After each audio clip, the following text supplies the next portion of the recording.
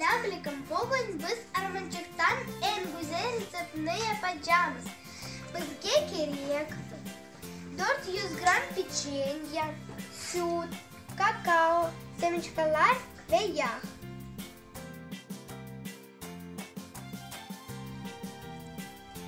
Biz pеченьkalarını ufattığımız. Şimdi biz koşamız süt,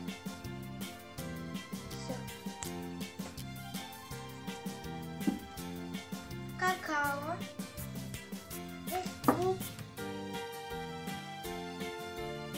ve yağ.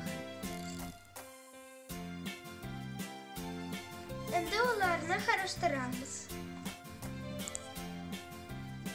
Hemen ne bastığımız şimdi ondan kirpiciklerini yapıyoruz.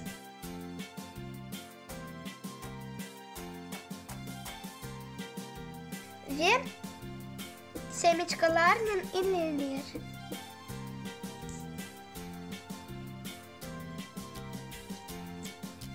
Bizim kirpiler hazırlandı. Şimdi biz onları buzdolabına koyacağız. Aç tatlı olsun.